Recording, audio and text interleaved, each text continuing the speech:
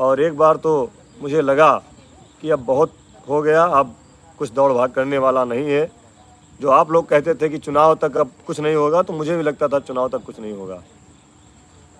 डर मुझे भी लगा फासला देखकर, क्योंकि जब कोई बात ही नहीं कर रहा था, सरकार का कोई भी मजबूत व्यक्तित्व हम लोगों से बात नहीं कर रहा था। जाते थे, बात करते थे, बैठते थे, लेकिन जैसे ही शिक्षा मित्रों की समस्याओं का नाम आता था तो कहते थे मुख्यमंत्री से मिलिए। तो डर मुझे भी लगता था फासला देखकर, पर मैं बढ़ता गया। हौसला देखकर खुद ब खुद मेरे नज़दीक आती गई मेरी मंजिल, मेरा हौसला देखकर। आज मंजिल नज़दीक नज़र आ रही है। उस बैठक में हमारे संरक्षक आदरणीय श्री श्रीचंद शर्मा जी, माननीय एमएलसी, प्रदेश संयोजक शिक्षक प्रकोष्ठ भाजपा हमारे साथ रहेंगे और वह विधिवत एक एक चीज़ जानते हैं कि कैसे शिक्षा मित्रों का भला होगा। वह भी अपनी बात रखेंगे, हम लोग भी अपनी बात रखेंगे। हम लोगों का कॉन्सेप्ट एकदम क्लियर है, कहीं से कोई दुर्भावना नहीं है। मैं परसों जब डीजी ऑफिस गया था और सवेरे 10:30 बजे पहुंच गया था, मैंने एक पोस्ट डाली थी, तब लोगों को शायद नहीं लग रहा होगा कि आज कोई पत्र जारी होने वाला है, लेकिन हम लोग जानते थे और मैंने आपसे वादा किया था कि हम जब भी सरकार में बैठेंगे, अधिकारियों के साथ बैठेंगे, माननीय मुख्यमंत्री जी के पास जाएंगे, तो जितने भी संघ और लोग हैं उनको सबको साथ में बैठाने का प्रयास करेंगे। और जो भी पत्र जारी हुआ आपने देखा होगा, सबके लिए जारी हुआ, उसमें कहीं से भी कोई दुर्भावना नहीं थी।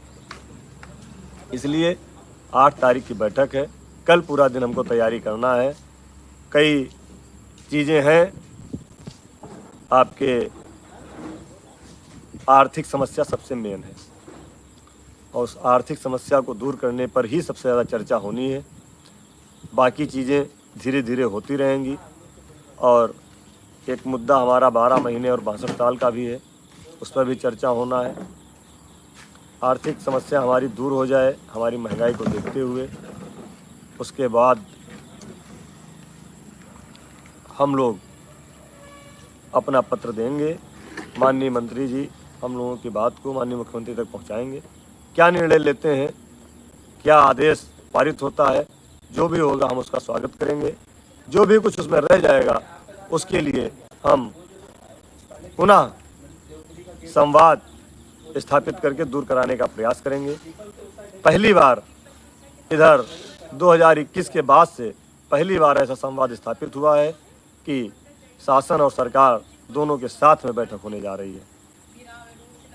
बिल्कुल, जो बहनें हमारी महिला बहनें दूसरे स्कूल ससुराल में दूसरे जनपद में चली गई हैं, उनके लिए भी बात हुई है, हमने पत्र में अपने लिखा है।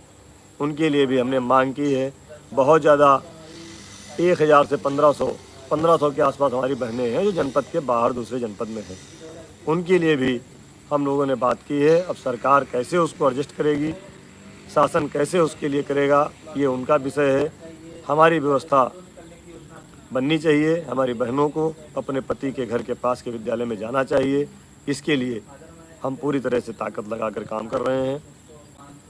कल पूरी तैयारी हम लोग कर लेंगे और जो भी आवश्यक कागज़ हैं सब लेकर के हम लोग परसों की बैठक में रहेंगे। आप लोग निश्चिंत रहें, ज़्यादा परेशान होने की ज़रूरत नहीं है। मैं देख रहा था जैसे ही लेटर परसों जारी हुआ, अपनी अपनी तरह से तमाम चैनलों ने, तमाम लोगों ने उसकी व्याख्या करनी शुरू कर दी। ग्रुप पर तमाम मैसेज आना शुरू हो गए कि ये मांग रखना, वो मांग रखना। ऐसा कुछ नहीं है, सारी चीज़ें क्लियर हैं। जो चीज़ें हम लोग करेंगे, माननीय शिक्षा मंत्री जी रहेंगे, प्रमुख सचिव महोदय रहेंगे, महानिदेशक महोदया रहेंगी, विशेष सचिव रहेंगे, संयुक्त निदेशक रहेंगे और सचिव भी शिक्षा परिषद रहेंगे। तमाम हमारे अधिकारी गण रहेंगे और सबसे बड़ी खुशी की बात है कि हमारी पैरवी करने वाले हमारे अभिभावक, हमारे संरक्षक माननीय एमएलसी श्री श्रीचंद शर्मा जी हमारे साथ रहेंगे और मजबूती से आप लोगों की बात रखी जाती है। बीच में एक आपको बताएं, हम लोग जब बनारस से लौट रहे थे उसके बाद मुख्यमंत्री से मुलाकात लखनऊ में नहीं हुई। हालांकि उन्होंने कहा था लखनऊ आना तो बात करेंगे। जब नहीं बात हो पाई हम बहुत परेशान भी हुए। तो एक हमको मिले साथी, उन्होंने अजय जी हर हर महादेव, बाबा काशी विश्वनाथ की कृपा बरसने वाली है। सुशील तिवारी जी नमस्कार, अरविंद जी नमस्कार, जितने भी साथी हमारे इस समय, नीतू सिंह जी मथुरा से हैं, बिल्कुल सब लोगों को नमस्कार। भानु दुबे जी हैं।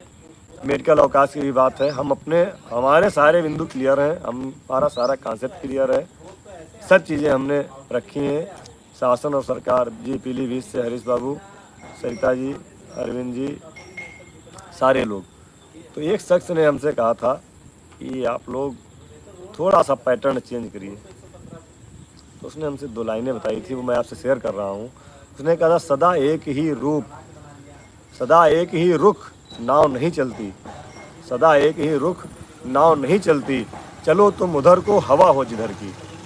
तो आप सबसे भी आग्रह है कि चलो तुम उधर को, हवा हो जिधर की, तभी आप चल पाएंगे।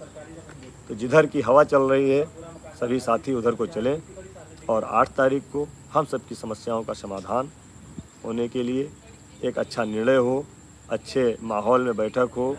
और हमारे जितने भी साथी जाएंगे उनसे भी निवेदन है कि वहाँ पर कोई भी ऐसी बात ना हो, क्योंकि गलतियों से सीखना चाहिए। 2021 नवंबर की बैठक की गलती से हमको आज सीखना है, और अगली जो बैठक होने वाली है उसमें कोई भी ऐसी बात ना हो जिससे हम लोगों को दिक्कत हो। हमारी समस्याओं का समाधान कैसे हो, बस ये हमको देखना है। सारी चीज़ें, सारे शासनादेश हमारे पास हैं, हम लोग बैठेंगे, बात करेंगे। इन्हीं सब बातों के साथ किसी भी आप लोग भ्रम में ना रहें, किसी के भी बहकावे में ना आए। जो भी बैठक होगी अच्छी होगी और बहुत अच्छे माहौल में संपन्न होगी। इसी के साथ जितने भी साथी हमारे साथ आज जुड़े, सभी को नमस्कार, धन्यवाद, जय हिंद, जय भारत। और जिन लोगों ने देख लिया है ये मैसेज मेरा, ये मेरी सूचना सभी साथियों तक पहुंचाने का कष्ट करें, सभी को शेयर करें। आप सबको बहुत बहुत धन्यवाद। जय हिंद, जय भारत, जय शिक्षा मित्र। जितने मानस जी, बिल्कुल बढ़ेगा और 100% बढ़ेगा। देखिए, हिम्मत मत हारिए। बहुत लोगों ने हमको अपशब्द भी कहे, बहुत सारे लोगों ने हमको गालियाँ भी दी, बहुत सारे लोगों ने ग्रुपों में बहुत कुछ लिखा। हमारे ही साथी थे, कभी कभी मन बहुत हताश भी हो जाता था, लेकिन फिर भी ये हुआ कि चलिए, अपने ही साथी हैं, परेशान हैं, लेकिन अब आप लोग भी पढ़े लिखे हैं, शिक्षित हैं, आप लोग समझदार हैं।